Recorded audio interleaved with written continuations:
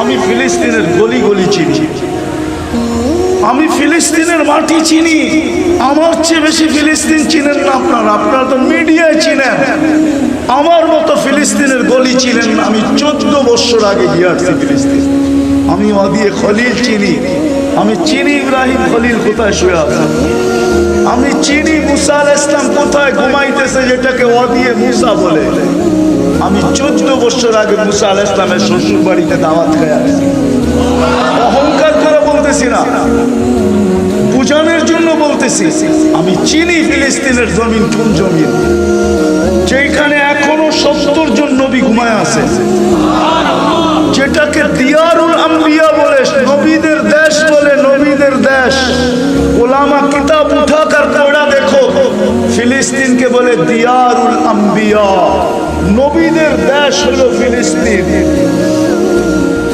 যেখানে আল্লাহ রসুলকে জন্য, মুহাম্মদুর রাসূলুল্লাহর জন্য 1.25 লক্ষ নবীদেরকে আল্লাহ একত্রিত করছিলেন।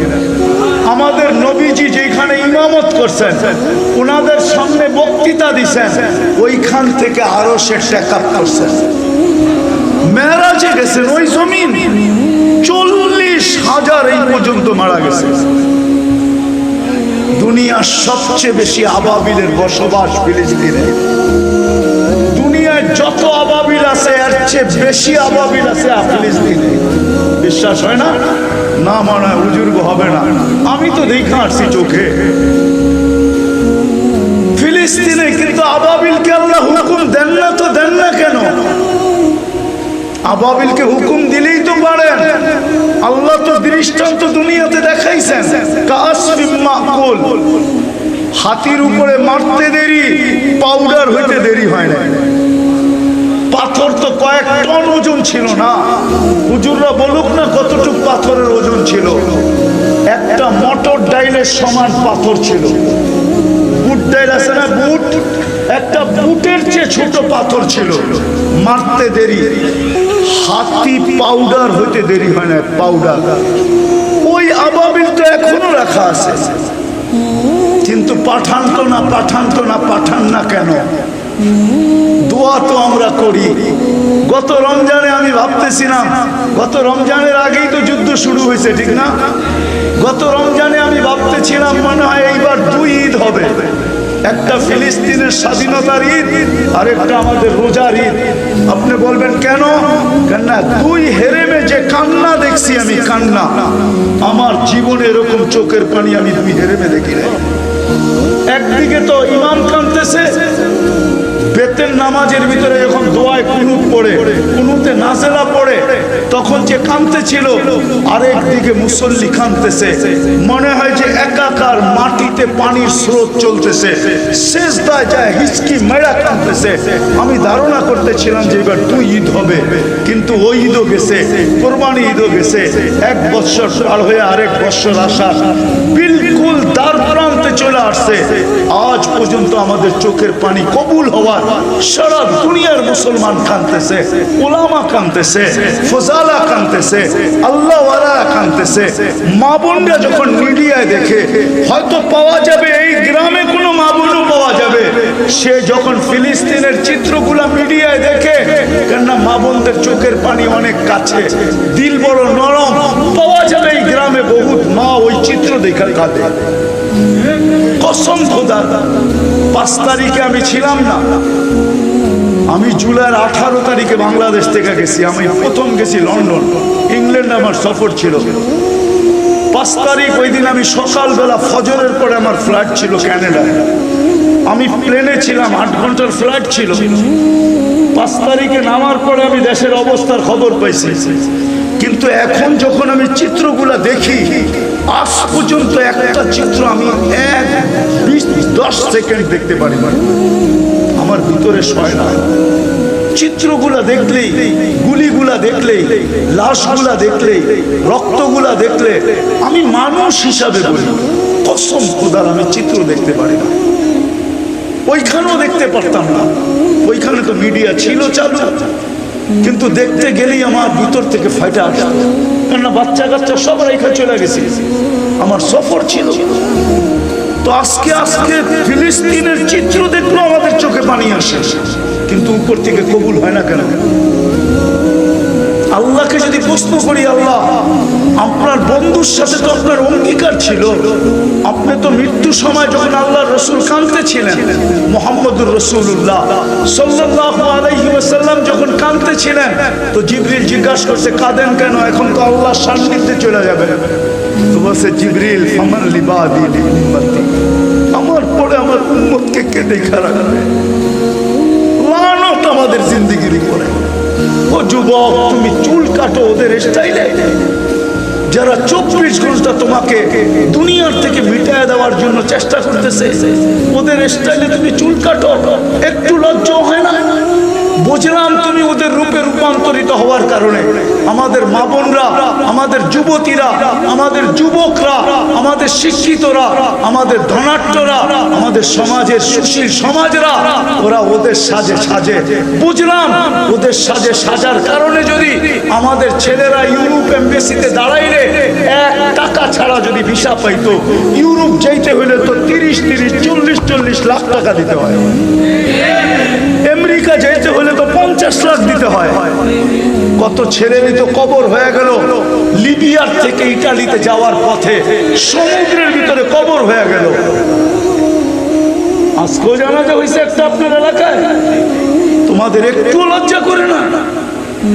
তোমরা ওই রসুল যে তোমাদের জন্য আমাদের জন্য মরার সময় চোখের পানি জড়াইতেছে, অথচ যার 9 ফ্যামিলির ভিতরে বাতি জ্বালানোর মতো তেল ছিল না ওই দিন। রাসূলুল্লাহ সাল্লাল্লাহু আলাইহি ওয়াসাল্লাম ক্ষুধা নিয়ে দুনিয়ার থেকে যাইতেছেন, কয়েক ওয়াক্তের ক্ষুধার্ত ছিল। আম্মা জানরা বলতেছিল বাতি জ্বালানোর তেল নাই, খাওয়া তো দূরের কথা, খেজুরের বিচি পর্যন্ত ঘরে নাই যে চাবায়া পানি খাবো। যদি ঘরে বাতি জ্বালানোর মতো তেল থাকতো তাহলে আগে তেল পান করে খিদা নিবারণ করতাম। হাসান হোসেন ক্ষুধার্ত ছিল, আলী ফাতেমা ক্ষুধার্ত ছিল, কিন্তু তোমার আমার জন্য চোখের পানি ঝরাইতেছে। এখনো কবরে জড়াইতেছে, এখনো কবরে জড়াইতেছে। কবর থেকে যখন উঠবেন, আবুল সামরকান্দি রহমতুল্লাহ আলাইহি বলেন, কবর থেকে যখন উঠবে ওহুয়া ইয়াবকি ওয়া ইয়াকুল, চোখে পানি নিয়ে উঠবে আর বলতে বলতে উঠবেন, জিবরিল ময়দান তো খালি, ডাইনে দেখলে খালি দেখি, বামে দেখলে খালি দেখি, সামনে দেখলে খালি দেখি, পিছে দেখলে খালি দেখি, আমার উম্মত কই? উম্মত কোথায় গেল? জিবরিল সান্ত্বনা দিবে, আপনি ব্যতীত কেউ ওঠে নাই, না কোনো নবী, না কোনো রসুল, না কোনো উম্মত, না আপনার উম্মত। আপনাকে প্রথমে উঠানো হয়েছে, শান্ত হন, নিয়ে যাবে মাকামে মাহমুদে, কিন্তু ওই চেয়ারের পাশে তো দাঁড়ায় থাকবে, হাত রেখা বসবে না। অথচ আমার সমাজে তো একটা ইউনিয়ন পরিষদের চেয়ার পাওয়ার জন্য মরতে রাজি, মারতে রাজি, মাকে মার কুল খালি করতে রাজি, তাজা রক্ত ঢালতে রাজি, নববধূকে বিধবা করতে রাজি, ছোট ছোট বাচ্চাদেরকে এতিম করতে রাজি। কি রাখা আছে একটা ইউনিয়ন পরিষদের চেয়ারের ভিতরে? আমাদের নবী তো আমাদের নবীজি তো মাকামে মাহমুদ পাবে। যে দুটা চেয়ার আল্লাহ নিজে বানাইছেন, একটা নিজের জন্য কুরসি আর একটা বন্ধুর জন্য মাকামে মাহমুদ। বসবে তো না, ওলামা বলুক বসবে, হাত দিয়ে দাঁড়ায় থাকবে, আল্লাহ জিজ্ঞেস করবে কেন বসবেন না? একটু পয়সা দেখেন না চেয়ারটা কেমন? বলছে আমি বসলাম, চেয়ার যদি আমাকে উড়ায় জান্নাতে নিয়ে গেল তাহলে আমার উম্মতকে দেখবে কে? বসবো না। দ্বিতীয় যুক্তি, আমি উম্মতকে অঙ্গীকার দিয়ে আসছি, আমি হাউজে কাউসারে অপেক্ষা করব, উম্মত যেন আমার অপেক্ষা না করতে হয়, হাউজে কাউসারের কাছে আমি ছুটে যাব। আমি উম্মতকে বইলা আসছি মাউইদুকুমুল হাউজ, আমি তোমাদের জন্য হাউজে কাউসারে অপেক্ষা করব। পিপাসিত উম্মত আসবে আর আমি আসতে দেরি, নিজের হাতে পানি পান করাইতে দেরি করব না। ও যুবক, এই কথা বইলা তোমাকে পান করাবে, বলবে পেয়ালা নিয়া ঠোঁটে লাগায় বলবে ইশরাব লা তাসমান বাদাহা আবাদা, পান কর যত মনে চায়, পিপাসা আর কোনোদিন তোকে বিরক্ত করবে না। দ্বিতীয়, আমি ছুটবো মিজানের কাছে, যদি পাল্লা না ঝুঁকে আমার উম্মতের, আমি ওইখানে হাত উঠায় দিব, কেননা আপনার প্রতিশ্রুতি সালতুতা, আমি চাইলে নাকি দিবেন। দেন, শাফি তুশাফা, আমি সুপারিশ করলে নাকি মঞ্জুর করবেন। আপনি আমাকে অঙ্গীকার দিয়েছেন দুনিয়াতে থাকা অবস্থায়, লা ইউসিকা ফি উম্মতিক, আপনার উম্মতের ব্যাপারে আমি আপনাকে লজ্জিত করব না। আমার উম্মতের পাল্লা যদি সামনে না ঝুঁকলো, এখনই তো মাইকে ঘোষণা হবে মুহাম্মদুর রাসূলুল্লাহ সাল্লাল্লাহু আলাইহি ওয়াসাল্লামের অমুক নামের বাপের নাম এটা, দেশ এটা, এলাকা এটা, সে চিরদিন অসফলতা অর্জন করছে, চিরদিনের জন্য অসফলতা অর্জন করছে, সে দোজখের অধিকারী হয়ে গেছে। তো আমার চেহারাটা থাকবে তো থাকবে কোথায়? চতুর্থ, আপনি বলছেন আমাকে রাজি করে ছাড়বেন। আমি অঙ্গীকার দিয়ে আসছি দুনিয়াতে, যেদিন অদ্দোহা নাজেল হয় ওই দিন অদ্দোহার ভিতরে আছে সাউফা ইউতিকা রাব্বুকা ফাতারদা। এই আয়াত যখন নাজেল হয় তো আমাদের নবীজি জিবরিলকে থামায়া বলছে, জিবরিল, আল্লাহ তো বলতেছে আমাকে রাজি করবে, তোমাকে সাক্ষী রাইখা বলতেছি লান আরদা, আমি কখনো রাজি হব না হাত্তা ইয়াকুনা ওয়াহিদ মিন উম্মতি ফিন নার, আমার একজন উম্মত দোজখে থাকাকালীন আমি আল্লাহর উপরে রাজি হব না। আমি মিজানের কাছে দৌড়াবো, ওইখান থেকে পুলসেরাতে যাব, উম্মত যদি পার না হইতে পারে তাহলে দুরুদের গাঠটি মাথায় দিয়ে পার করায়। অথচ শুক্রবার আসে আর যায়, নবীর আদেশ ছিল শুক্রবারে আমার উপরে বেশি বেশি দুরূদ পড়ো, কিন্তু এইখানে কয়জন পাওয়া যাবে যে শুক্রবারে 200 বার দুরূদ পড়ে? কয়জন পাওয়া যাবে বলেন? অথচ শুক্রবার তো 24 ঘন্টা, বৃহস্পতিবার দিন সূর্য ডুবার থেকে নিয়ে শুক্রবার সূর্য ডুবা পর্যন্ত 24 ঘন্টা। 24 ঘন্টায় এমন যুবক তো নাই যে 24 ঘন্টায় 24 বার দুরূদ পড়ে। বলো হাত উঠায় যে আমি শুক্রবারে 24 বার দুরূদ পড়ি, পার ঘন্টা একবার। কোনো মা বোন বলো, হয় যে রসুল আরো সে আমাদেরকে বলে নেয়। বিদায় আমি কথা পুছায় নিয়ে আসতেছি শেষ জায়গায়। দুনিয়ায় মানুষ হাজারো জিনিস দেখে। আমার প্রশ্ন হলো, ভাবা উচিত যে আল্লাহর কাছ থেকে আসছি আর যেখানে চলে যাব, কোন চেহারা নিয়ে দাঁড়াইলে আল্লাহর কাছে আল্লাহ আমাকে চিনবে, পরিচয় দিবে, পরিচিতি দিবে, ইজ্জত দিবে, সম্মান দিবে, চির শান্তির জায়গা জান্নাত দিবে। কোন চেহারা নিয়ে গেলে, কি নিয়ে গেলেন, কোন পরিচয় নিয়ে গেলেন? চিন্তা করেন এটা। চিন্তায় রাস্তা খুলে দিবে, চিন্তা না করলে রাস্তা খুলবে না। যে কালকে আল্লাহর কাছে কি নিয়ে যাব, কি নিয়ে গেলে আমি পরিচয় পাব, বেশি কিছু লাগবে না। ওটার জন্যই তো মুহাম্মদুর রাসূলুল্লাহ সাল্লাল্লাহু আলাইহি ওয়াসাল্লাম আসেন। এই উম্মতকে দুটা জিনিস নিয়ে গেলেই হবে, একটা হলো ঈমান, একটা হলো আমল। কি? ঈমান আর ঈমান আর ঈমান আর এটা শিখতে হবে। আর শিখার জন্য আলহামদুলিল্লাহ আমি জানি বাংলাদেশের জমিনের মতো জমিন আমি পাই নাই। কোরিয়া আমার 103 নম্বর দেশ ছিল, 103 নম্বর। কয় নম্বর? আমি অহংকার করে বলতেছি, আমি দুনিয়ার ঘোরার আলোকে বলতেছি, বাংলাদেশের মতো এরকম পরিবেশ দুনিয়ার কোথাও নেই। শিখার জন্য, জানার জন্য, বুঝার জন্য, করার জন্য বাংলাদেশের মতো এত সুন্দর পরিবেশ দুনিয়ার কোথাও নেই। মক্কা, মদিনা, বাইতুল মুকাদ্দাস ভিন্ন, এই তিনটাকে নিয়ে তুলনা হয় না। এই তিনটা ব্যতীত দুনিয়ার কোনো দেশ বাংলাদেশের সাথে তুলনা করতে পারবে না। ওই পরিবেশ এই দেশে আছে, হক্কানি আলেম আছে, আল্লাহওয়ালা আছে। আমি জানি আপনাদের পুরা রায়পুরায় হাজার হাজার বড় বড় আলেম আছে, না নাই? কয় হাজার আলেম আছে রায়পুরায় জানেন? কয়টা মাদ্রাসা আছে বড় বড়? দাওরায়ে হাদিস একটাও নাই। কয়টা আছে? 8-10টা দাওরায়ে হাদিস মাদ্রাসা আছে, একটা থানা। অথচ বাংলাদেশটা নিউ ইয়র্কের সমান না। নিউ ইয়র্ক বাংলাদেশের 4টার সমান, 4টা। কয়টা? ওটা শুধু একটা প্রদেশ।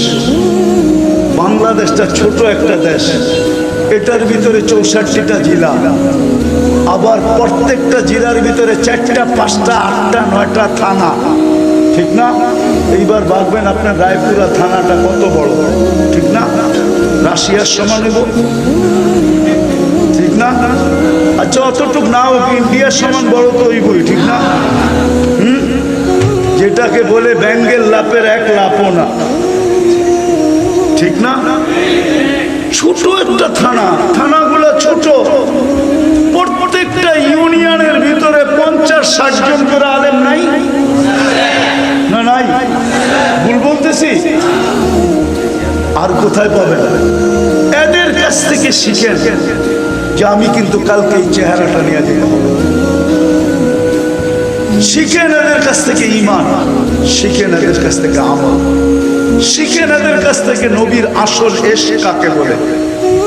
শুধু মুখে আশেক বললে চলবে না, আসল আশেক কাকে বলে ওটা শিখেন। আমি বিরোধিতা করতেছি না, আসল আশেক কাকে বলে চিনেন, শিখেন, শিখেন, তাইলে দেখবেন ইনশাআল্লাহ আপনি আশেক হবেন। আপনাকে মরার আগেই দেখা দিবে, কবরে যাওয়ার পরে যখন জিজ্ঞাসা করবে এই ব্যক্তি কে, তখন আপনিও হাসবেন, উনিও হাসবে। ফেরেশতা বলবে হাসে কেন, জবাব দেয় না কেন? কেননা পরিচিত লোককে যদি আরেক দুইজনই যদি পরিচিত হয়, তৃতীয় ব্যক্তি যদি আইসা বলে একে চিনেন, একে চিনেন, তো দুইজনেই মুস্কি মুস্কি হাসে যে আমরা তো আগের থেকেই পরিচিত। তুমি আবার কি জিগাও একে চিনেন, একে চিনেন? তো রাসূলুল্লাহ সাল্লাল্লাহু আলাইহি ওয়াসাল্লাম দুনিয়াতেই দেখা দিবে, কবরে যখন প্রশ্ন করবে তো আপনিও হাসবেন, উনিও হাসবে, বলবে দুইজনই আগের থেকে পরিচিত, তুমি জিগাও তো জিগাও। এই জন্য শিখেন, শিখবেন, আলেম ওলামার থেকে শিখবেন তো, পাক্কা ওয়াদা। হ্যাঁ, কিন্তু সবচেয়ে বড় ওয়াদা হলো আজকের থেকে নামাজ ছাড়বো। পাক্কা? হাত উঠাইতেছে না সবাই। একটা কথা শুনে শেষ করতেছি, আপনি না পড়তে পারেন, আব্দুল কাদের জিলানীকে চিনেন? কে? আরে বলেন না কে? হ্যাঁ, শুধু বড় পীর? এতটুকুই জানেন আব্দুল কাদের জিলানী শুধু বড় পীর?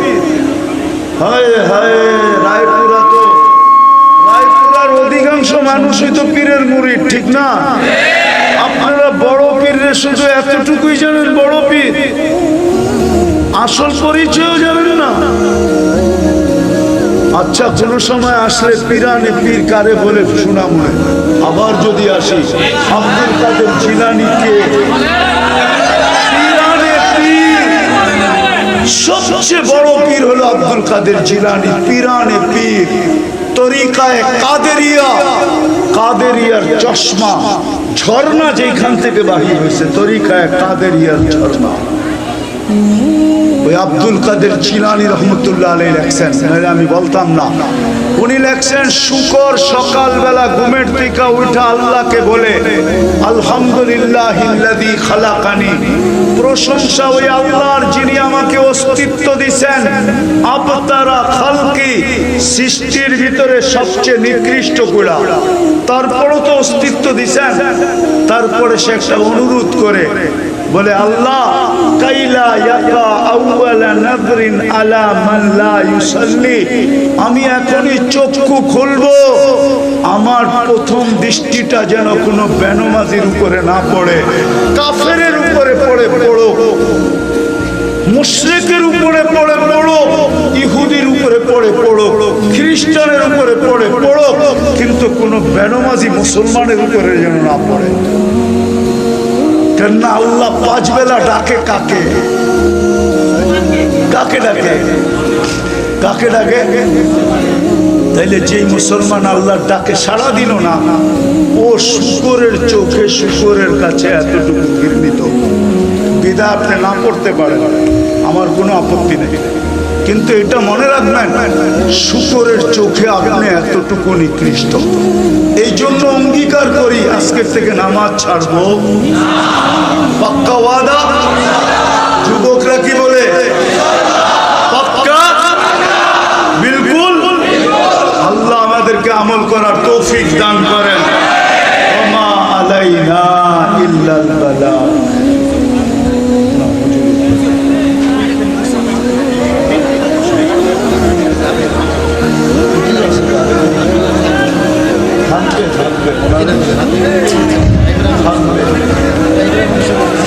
আল্লাহুম্মা লাকাল হামদ কামা ইয়ানবাগি লিজালালি ওয়াজহি ওয়া আযীমি সুলতানি।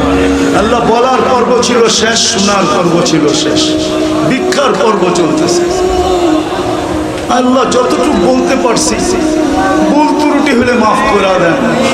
আল্লাহ বেশি কিছু চাবো না, শুধু একটা জিনিস চাবো, আল্লাহ আজকের এই আয়োজনকে কবুল করেন, আয়োজকদেরকে কবুল করেন, সাহায্য সহানুভূতিকারীদেরকে কবুল করেন। আল্লাহ আপনার ইজ্জতের দোহাই দিয়া বলতেছি, আপনি আজকে রায়পুরার মানুষগুলোকে কবুল করেন, এই মাটিটাকে কবুল করেন, এইখানের যুবকদেরকে কবুল করেন, এইখানের যুবতীদেরকে কবুল করেন, এইখানের নারী পুরুষকে কবুল করেন। আল্লাহ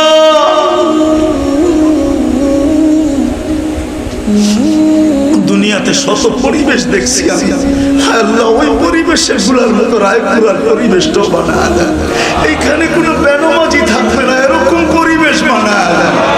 আজকে কমসে কম দিয়া দেন, আজকে কমসে কম দিয়া দেন, আমাদের ক্রান্তির কারণে দিয়া দেন। আল্লাহ যার হাত পছন্দ হয় তার হাতের উসিলায় দিয়া দেন, সাদা দাড়িয়ালাদের উসিলায় দিয়া দেন, আল্লাহ যুবকদের উসিলায় দিয়া দেন, এই জনগোষ্ঠীর উসিলায় দিয়া দেন। অন্তরালে মা বোনরা হাত উঠায় বসে আছে, এদের উসিলায় আল্লাহ রায়পুরার মানুষগুলাকে কবুল করেন, এই মাটিটাকে কবুল করেন, এর যুবক যুবতীদেরকে কবুল করেন, এর নারী পুরুষকে কবুল করেন। আল্লাহ এখানে একজনও যেন বেনমাজি না থাকে, একজনও যেন বেদিন না থাকে, সবাই যেন দিনদার হয়ে যায়, সবাই যেন আল্লাহকে মাননেওয়ালা হয়ে যায়। এই মাহফিল দ্বারা আজকে হেদায়েতের হাওয়া পুরা রায়পুরার ভিতরে ছড়ায় দেন, কমসে কম রায়পুরার ভিতরে ছড়ায় দেন। আজকে যদি এটা কবুল হয়ে থাকে, এর উসিলায় এই এলাকার মাটির নিচে যারা শায়িত আছে সবাইকে মাফ করা দেন। বিশেষ করে এই মাহফিলের সাথে শ্রোতা হিসাবে হোক, আয়োজক হিসাবে হোক, সাহায্য সহানুভূতিকারী হিসাবে হোক, এদের আত্মীয় স্বজন যারা কবরে শুয়ে আছে সবাইকে মাফ করা দেন।